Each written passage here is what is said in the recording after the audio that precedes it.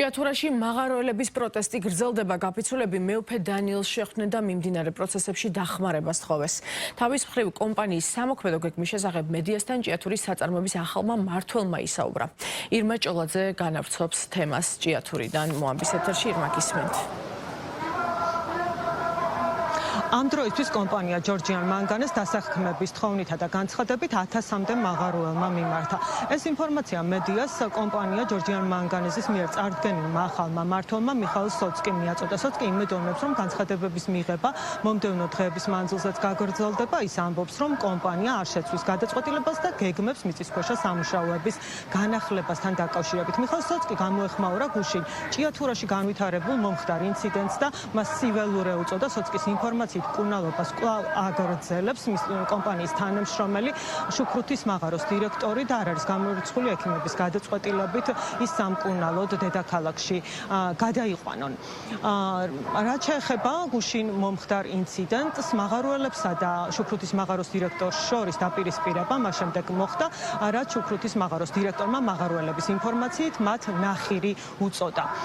გუშინ მომხდარ ფაქტთან დაკავშირებით სამართალდამცავებმა 4 პირი დააკავეს, ისინი ყვანილი არიან ქუთაისში წინასწარი დაკავების იზოლატორში. გამოძიება კი მიმდინარეობს სისხლის სამართლის კოდექსის 118 მუხლის მეორე ნაწილით, რაც განზრახ ჯანმრთელობის ნაკლებად დაზიანებას გულისხმობს და ითვალისწინებს თავისუფლების აღკვეთას 6 წლამდე. რაც შეეხება ჭიათურაში არსებულ ვითარებას, აქციის მონაწილეები ამ დროისთვის შეკრებილი არიან კვლავ ადგილობრივი თვითმმართველობის შენობის მიმდებარე ტერიტორიაზე. ცოტა ხნის წინ ისინი შეხვდნენ ჭიათურისა და საჩხერის მიტროპოლიტს მეუფე დანიელს და მას თხოვეს დახმარება, რათა მათი საკივარი და უფრო სწორად მათი მოთხოვნები მიიტანოს ცენტრალურ ხელისუფლებამდე, რაზეც მათივე თქმით მეუფისგან მიიღეს თანხმობა და დაპირება, რომ ამ პრობლემებსა და მოთხოვნებს ცენტრალურ ხელისუფლებას გადასცემს.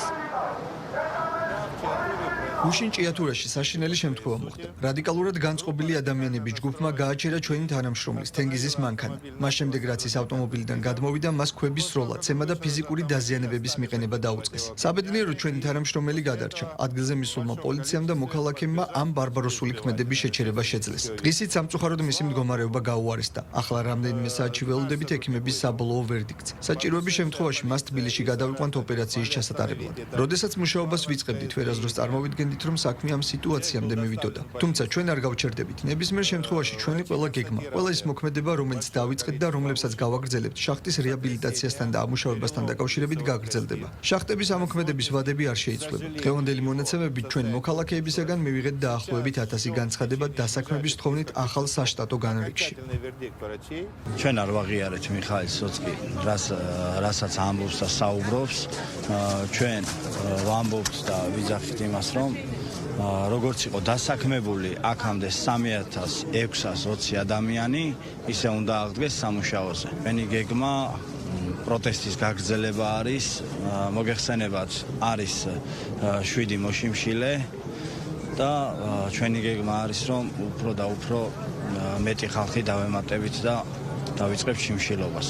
მანამდე სანამ ჩვენი მოთხოვნები არ დაკმაყოფილდება. მქონდა მეუფესთან შეხვედრა, მეუფე დანიელთან, მოკლედ აღვიქვა დახმარება, დავკვირდა მას, რომ მიიტანდა ჩვენ სადგივარს და ჩვენ სათქმელს იქ, სადაც ვითხოვთ ჩვენ ცენტრალურ ხელისუფლებასთან დაკავშირებას და ჩვენი სიტყვის მიწვდენას. არ დასრულდება ეს პროტესტი, მანამ სანამ ჭიათურაში იქნება თუნდაც ერთი მაღაროელი ფეხზე იდგება, სანამ ყველას ხო არ დაგვიჭერენ მართლა.